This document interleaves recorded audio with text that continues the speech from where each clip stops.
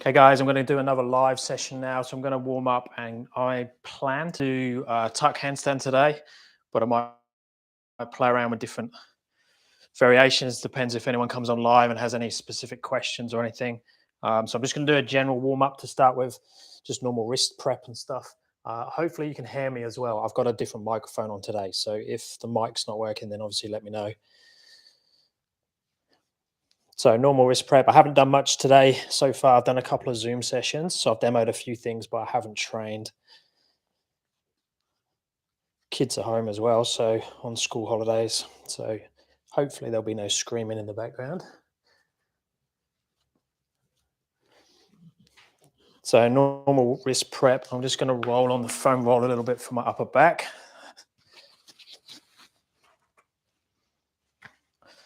So, Rosie, jump up. Good girl. So stick any questions if you come on live, any specific questions you have regarding the handstands or body weight strength mobility.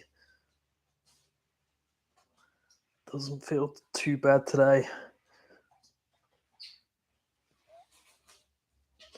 So normal thoracic extension.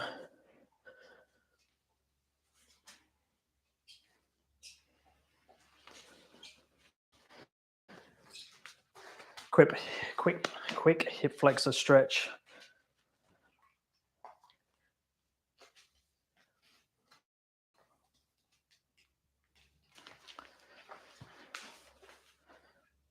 Again, more just a check-in than actually trying to increase mobility.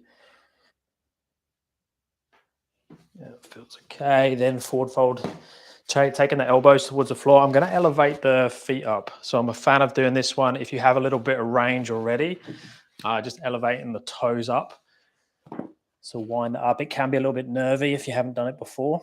So going into dorsiflexion there on the yoga blocks, and then taking the elbows down towards the toes. If you're comfortable there, bounces. If you're not so comfortable, just hang out there.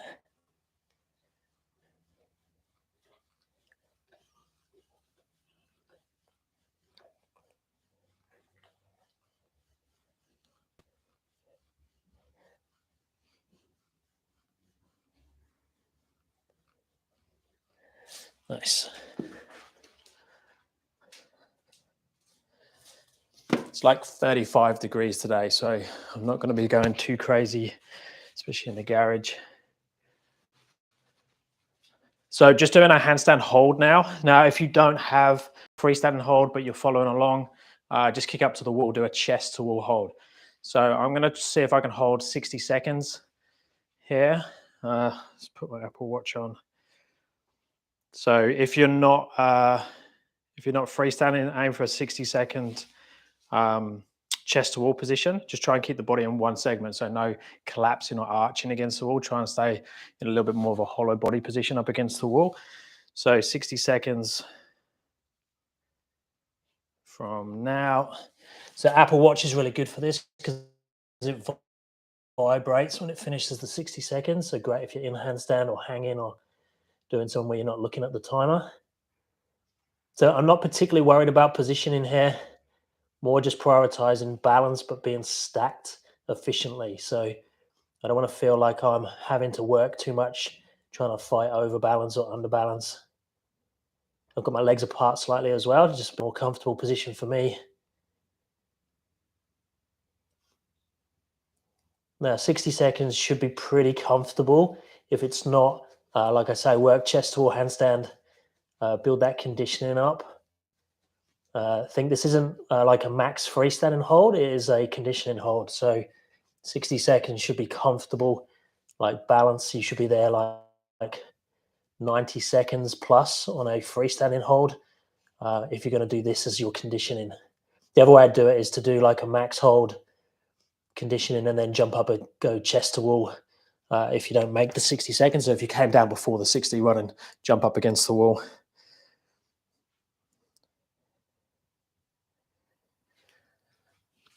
Okay, let's open up straddle pancake a little bit.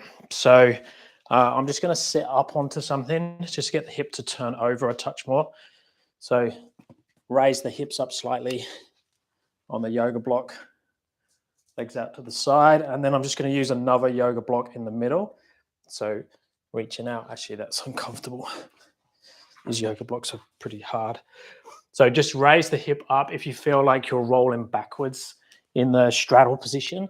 You want to feel that the straddle position is comfortable to fall forwards. If you feel like you're going to fall backwards, just raise the hips up quite a bit so you can feel like you can go forwards.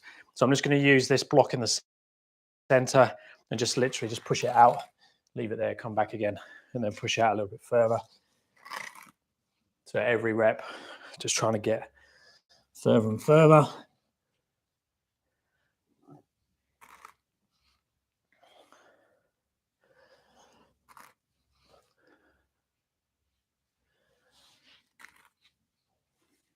And then once I've done a few reps there, I'm just going to hold that position. So like 5-10 seconds.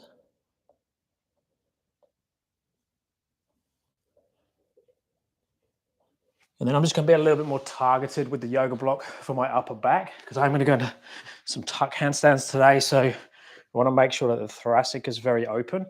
So with a firm yoga block, either a cork yoga block or these hard, denser foam ones, I'm just going to put it sideways to start with, mid-thoracic, with the knees bent in that position there, and then just relax over it. Now, I don't tend to arch through the low back, but if you do like to arch the low back, just be careful you're not compensating too much through there and getting that extension from there instead of from the thoracic. Same at the neck. Be careful you're not opening too much there.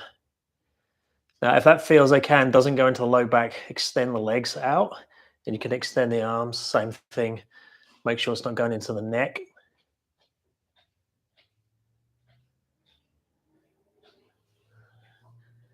And then the harder version, if you have it, is to put the block up on its end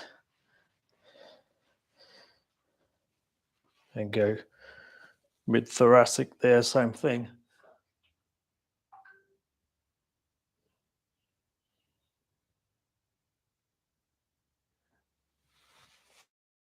Nice.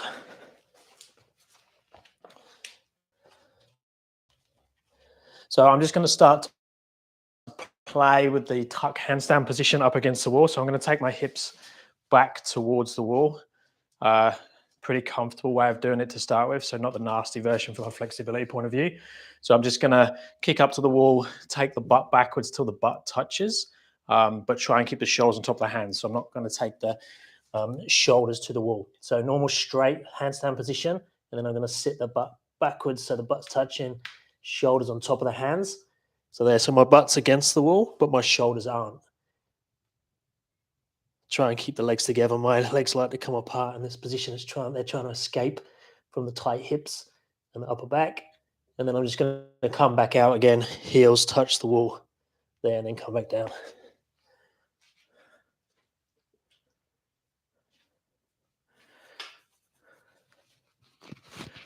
So shout out if you have any questions. Doesn't have to be with what we're doing today. It could be anything, strength-wise, balance-wise. So let's see if I'll give you a side view of the tuck. Now, tuck's something I've always struggled with. It's slowly getting better now, but I'm like 9 years in of constant handstands and mobility. But I never used to be able to hold a tuck handstand.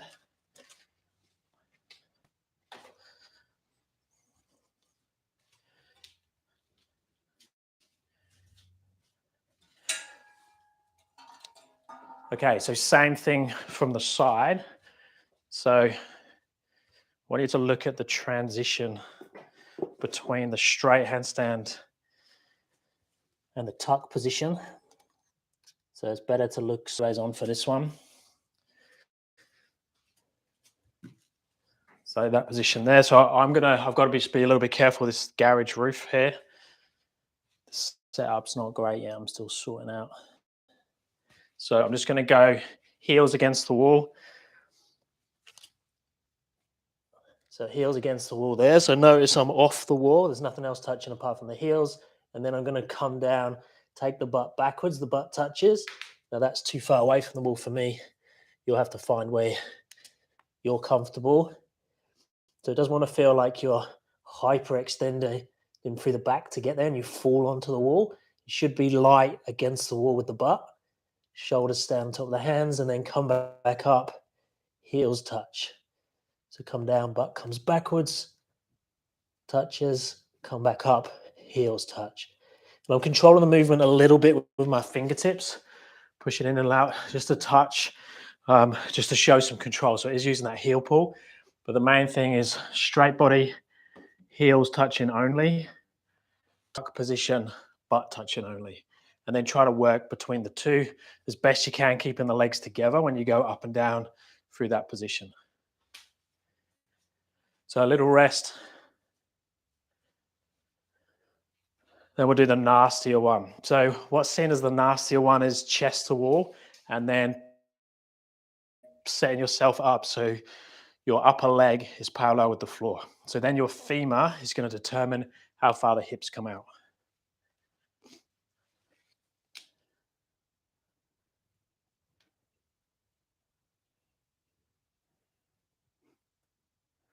So if your kick up's not consistent after 5 to 6 months, so I would check your level.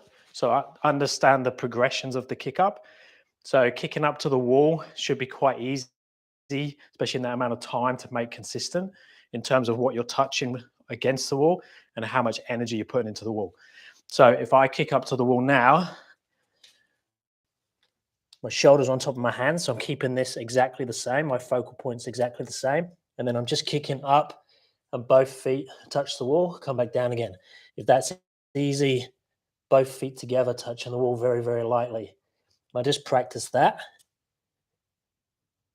But if you mean kick up to freestanding, so kicking up, kick up away from the wall and go into freestanding, that's not consistent.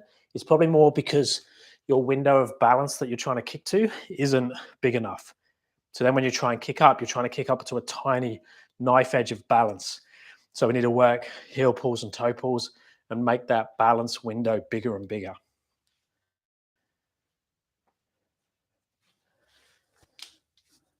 So is that for your freestanding kick up, or is that for kick up to the wall? You could also check things like flexibility as well. So if you're really lacking in flexibility, that might be an issue as well, something that's making it very hard.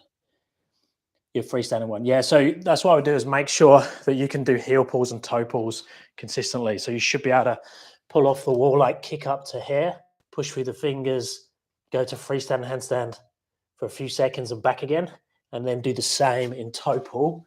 So this way around, be able to pull off the wall to your freestanding handstand, hold for a couple of seconds and go back to the wall. If you can't do that, that means when you're kicking up to a freestanding handstand, you've got nowhere to go to. You need to have a window of balance that you try to enter and reach. If you've got nowhere to go to, you'll struggle with your consistency.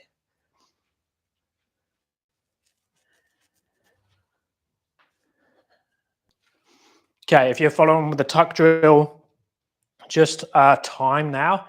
So let's just go 15 seconds chest to wall.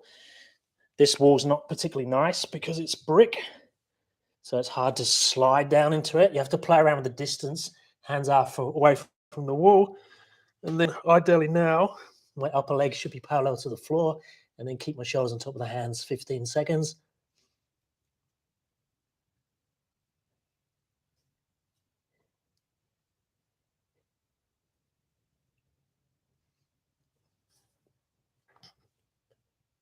So it's about 15, come back out, and then come back down.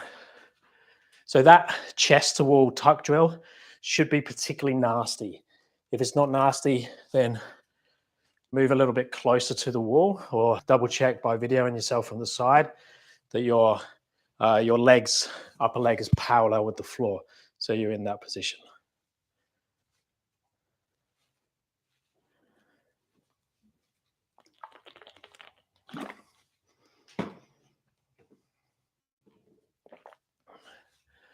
Okay, then I'm going to go into a freestanding tuck down. So exactly the same as the one we just done.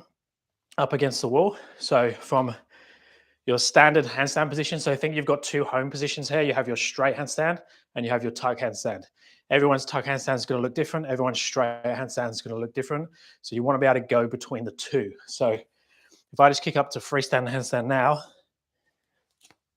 so that's my home position number one. My home position number two today is there. And then I'm just going to go back to that home position number one, and it shouldn't change too much. And then home position two. The issue is if every time we go back to one of those home positions, our body's in a completely different place, it's going to really mess us up. So we want to try and create some consistency in both home positions, and ideally have home positions for the main movements. So for the straight handstand, for the tuck handstand, and for the straddle handstand.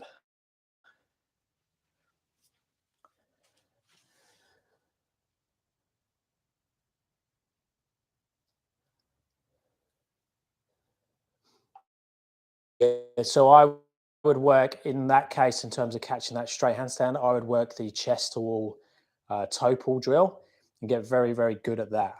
If you can get good at that, that will give you more of that planche shoulder position. And don't worry about being totally straight in your freestanding yet. So just kick up with your shoulders forward slightly and let the feet go over a touch. So you're more in that position. Then once you've got your balance, then you can start to play with opening up, depending on how much mobility range you have there. But allowing yourself to kick up with the shoulders slightly forwards and banana the legs will probably be how you're going to get a freestanding handstand to start with. And then you can bolt on top of that the straight out handstand.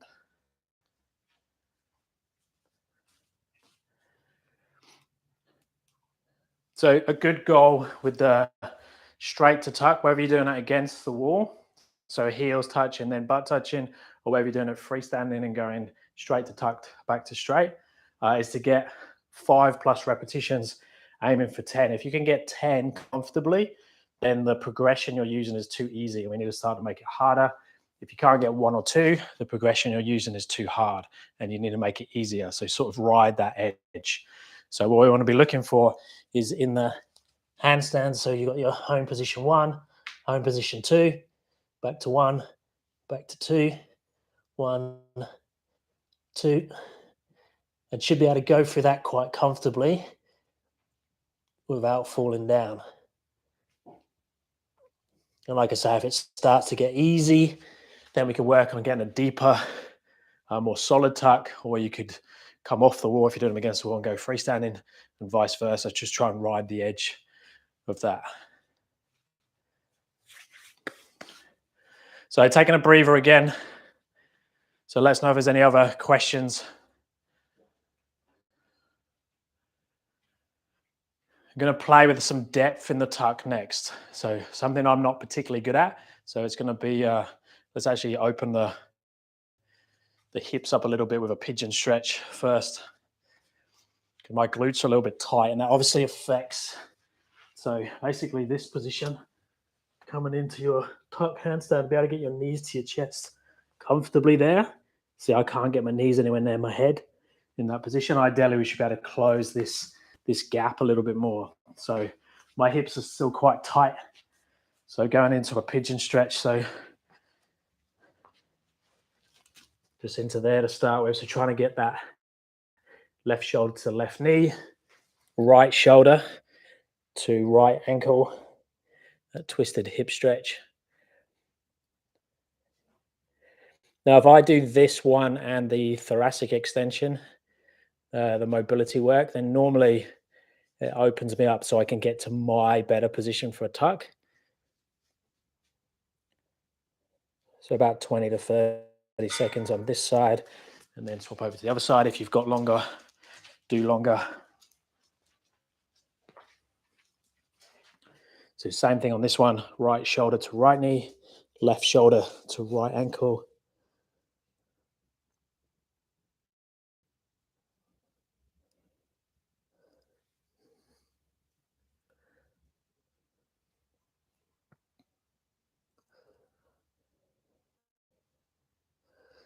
Okay. So the goal now is to go into the deepest tuck I can. When I try and get into the deepest tuck position, my issue is I tend to go into more of a tuck planche position. So I actually start to round all through the back. My hips come off the top and my shoulders tend to want to go forwards. So I'm going to be really careful with that when I pull down into my deeper tuck position. Now you can do this up against the wall, but would just be on the wall. So I'm going to come down, legs together, as deep as I can, trying to keep the shoulders on top of the hands. And then back out again. And try and catch the freestanding. If you're against the wall, same thing. But if you're going really deep, it might be butt, low back. And then when you go back up, just heels against the wall. Try and recover that shoulder position as best you can when you come back out again. And then rest. Now, if that's new to you or you're still exploring that position, I recommend you video from the side and then watch the video back in between your sets so you can see what you're actually doing instead of what you think you're doing.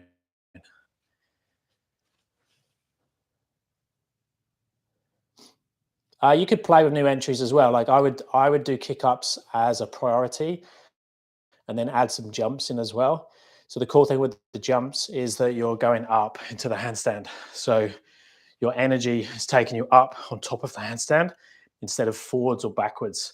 So with a kick up, especially a standing kick up, your energy goes that way. With a jump, it sends you more straight up in the air.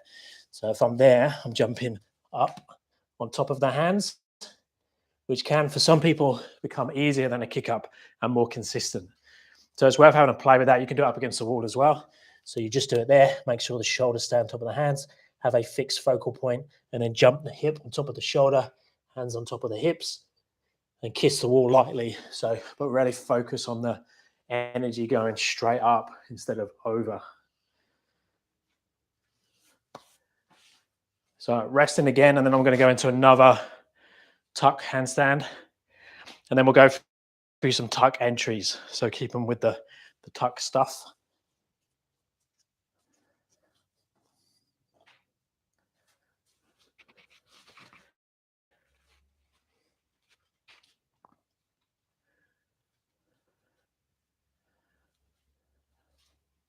So I'm exploring different times for these lives.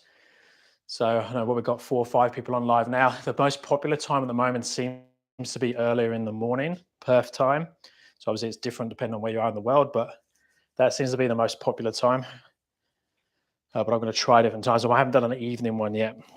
Okay, so same thing. I'm just going to go into my straight handstand, pull as deep as I can into the tuck, trying to keep the shoulders on top of the hands, and then we'll just have to see what it looks like when we come back out. Let me, I'm going to video this one so I can then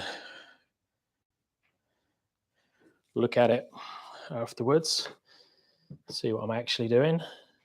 Recommend you do the same. Okay, so video in there. Make sure I'm sideways onto the camera. So my straight position, and then knees towards chest, trying to keep shoulders on top of hands. Semi-decent hold in terms of time, and then back out, make sure qualify the position by holding the straight afterwards. If you're up against the wall, butt against the wall in the tuck, heels against the wall in the straight. Okay, let's have a look, see what happened there.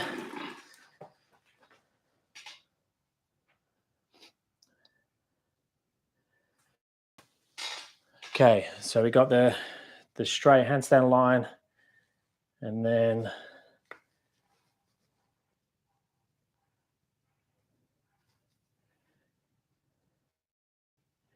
so for me, that's not too bad in terms of that positioning.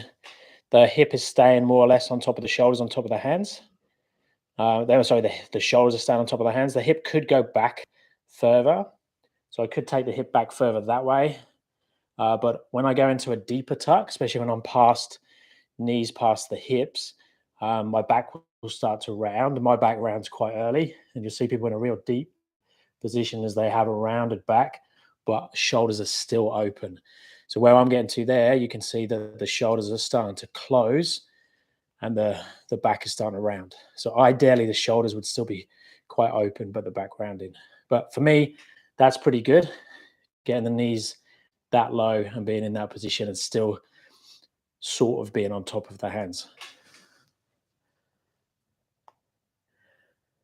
So I recommend you video yourself from the side for your tuck positions and for your straight so you can see what you're dealing with. And remember, try and have that straight home position, tuck home position, and then be able to go between the two. So let's now look at tuck entries. So basically with the tuck entry, I've got a couple of choices.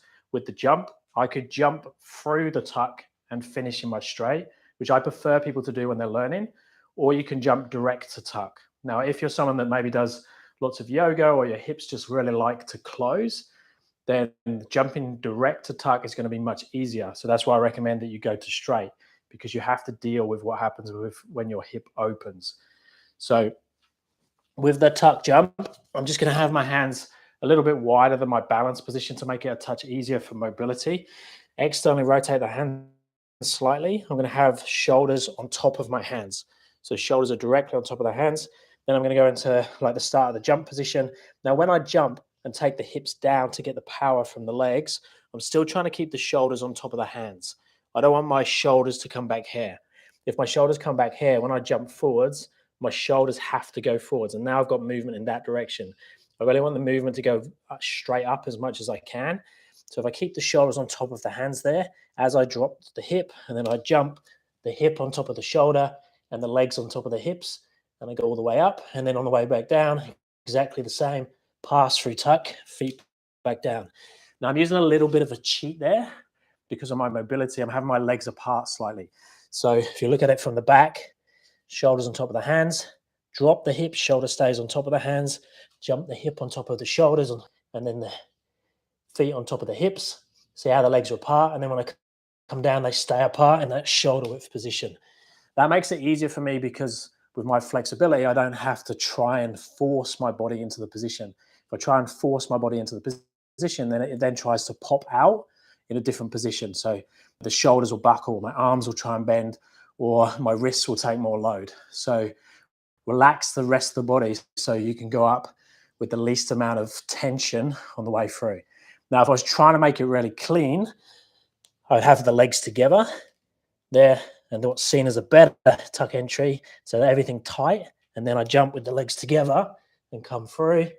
So that's seen as a cleaner entry and exit because the legs are together, but it's much harder for me to do it, and I'm more likely to pop out of position. But that's like the goal, is to try and make that as clean as possible. Now, if you can't do that, freestanding, exactly the same. Set up against the wall, hands nice and close to the wall, shoulder directly on top of the hand, drop the hip, jump the hip on top of the hands, heels kiss the wall, and then come back down again through that path. So exactly the same when you're freestanding. So any questions on the tuck at all, or any of the other handstand related stuff? I need more questions so I don't have to work so hard in this temperature.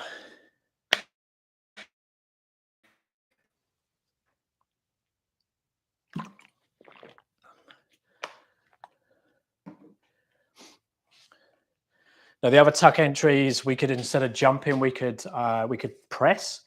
So the tuck press is, I think, is a really good movement to learn especially if you want to work towards some of the more advanced press entries or handstand entries, because tuck, it forces your hip to come down lower. Whereas like straddle and pike, you can keep the hip directly on top of the shoulders. And then when you press, if you've got very good flexibility, you sort of bypass that hip coming low, which is great for more repetitions of press and making the press as easy as possible. But for harder variations of presses like planche presses, Stauder presses and things like that, the hip has to come lower compared to the shoulder. So the tuck press is really good for that. So if we look at that tuck press movement, whoops, if I don't fall over the yoga block. So I'm just going to go start the press position. I'm still got my feet shoulder width apart. I'm going to go up onto tiptoes. I'm going to get the hip as close to the hands as I can to make the toes nice and light. So in that position, and then I'm just going to bend the knees and therefore go up. Same thing on the way back down. Nice deep tuck, straighten the legs, kiss the floor. So that would be seen as like the easiest version of the tuck press. because it has the highest hip. If I do a slightly harder version, I could bring the hip down lower to go into it, but it means that I have to planche forwards more, or at least protract and round the back a little bit more, because it needs to push me up into the air more. So let's do one of those next so you can see the difference. So that first one was high hip position. So it started there. This one I'm going to start more here. So now you can see the hip is lower. So the hip is further back that way and lower down. So I'm there. Then I'm going to bring my legs up and then push through the upper back to get up. So that definitely needed more protraction, more rounding of the upper back.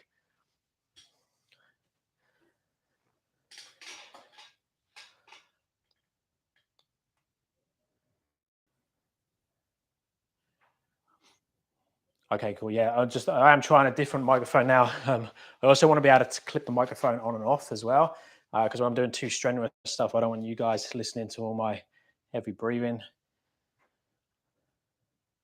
And then you could go and make that very, very hard. So you could go into like a kneeling tuck entry, but a press. So I could obviously jump from this position as well. So I could use lots of momentum or lots of kick or spring from the legs and the hips to get up. But if I'm pressing and want to make it really hard, I could press from this position now, and I can use my legs a little bit by pushing off the floor, or I could try and keep my heels on my butt, which is more or less a tuck planche press, which is very, very hard. But so there. Notice I didn't talk through that. So that's pushing up through the tuck from the bottom up. So the hip is basically here and then coming all the way up on top of the shoulders. So that's seen as the hardest tuck press variation.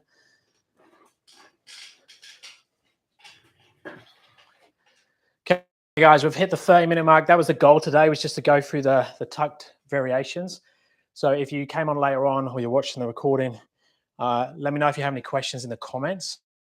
I'm going to do another tutorial on tuck variations, drills and entries pretty soon. I've done some footage for it. I just need to film a bit more stuff for that. So let me know if you have any questions specifically around the tuck, and I'll try and answer them in that video. It's way too hot to do a 60-minute live today, and we haven't got that many people on live either. So let me know if there's any other questions before I sign off now. And I can answer those quickly. So I'll just give you like a minute or so if there's any other questions. If not, I'm going to go have a big cold drink. Need to get some aircon in the garage. So the idea is I'm going to kit the garage out, getting some quotes and speaking to some equipment places at the moment to just get the flooring done in here and some stool bars or some sort of rack or something on the wall. And then it'll be a little bit easier to do stuff. And I'm also going to swap to a camera that has a bit of a wider lens as well and make it easier to film content in here. Okay, so no other questions. I'm going to sign off. I will speak to you guys later.